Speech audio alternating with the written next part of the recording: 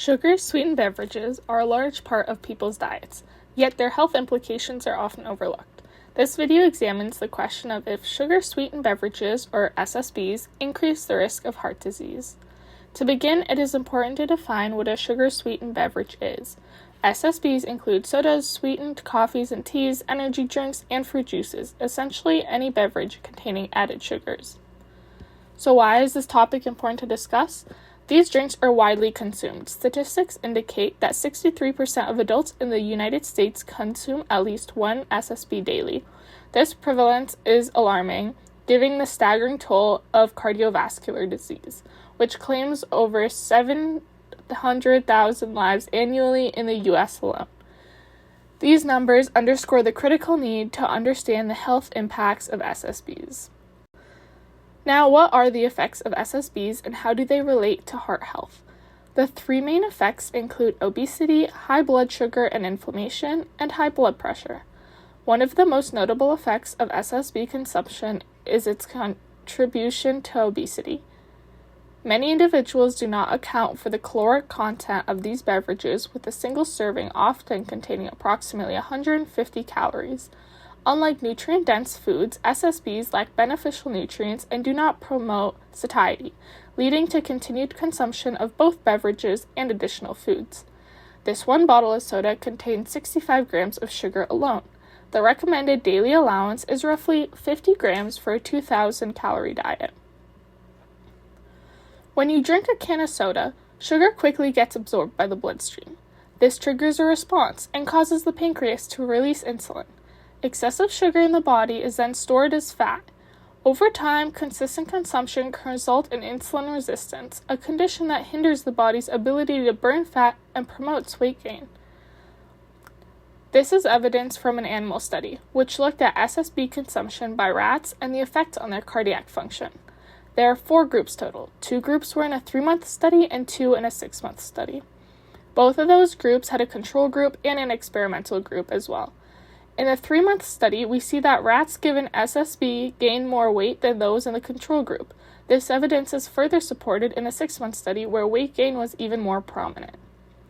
Beyond obesity, sugar-sweetened beverages have a profound impact on blood sugar levels and inflammation. The consumption of an SSB causes a rapid spike in blood sugar. This stresses cells, potentially damaging them and leading to increased inflammation. A study examining the incidence of strokes is pictured here. This study shows the incidence rate of strokes among those who consume sugar-sweetened beverages under one of the following categories: never, rarely, less than once a week, more than once a week but less than once a day, or more than once a day.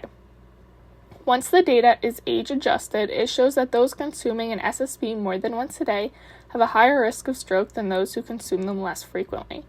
This illustrates the direct link between frequent SSB consumption and cardiovascular health risks. High blood pressure is another critical consequence of SSB consumption. Increased blood pressure is due to increased blood sugar and plaque buildup. This causes an overactive nervous system and stiffer arteries, leading to increased risk of heart disease.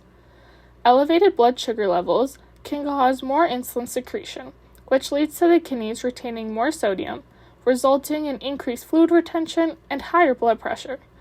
Additionally, plaque buildup stiffens arteries, forcing the heart to work harder to circulate blood. This leads to high blood pressure as well. The data table shows the different levels of consumption of SSBs, which are less than once a month, 1 to 4 times per month, 2 to 6 times per week, or 1 to 2 times per day, or more than twice a day. In the age-adjusted row, we see that those drinking SSBs more than twice daily have a much higher risk of cardiovascular disease at 1.93 compared to 0.94 for those drinking 1 to 4 times per month.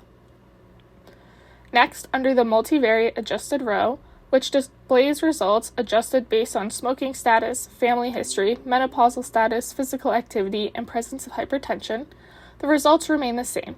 Lastly, the data is also adjusted based on the alternate health eating index. These findings remain robust even after adjustments for other factors such as smoking, physical activity, and dietary habits. In conclusion, the relationship between SSBs and heart disease is mediated through the effects of obesity, elevated blood sugar, and inflammation, and high blood pressure. Therefore, the answer to the original question, do sugar-sweetened beverages increase the risk of heart disease, is yes. To decrease these risks, it is advised to consume SSBs in moderation or substitute them with healthier non-sugar-sweet options. By making informed dietary choices, individuals can take steps towards staying healthy.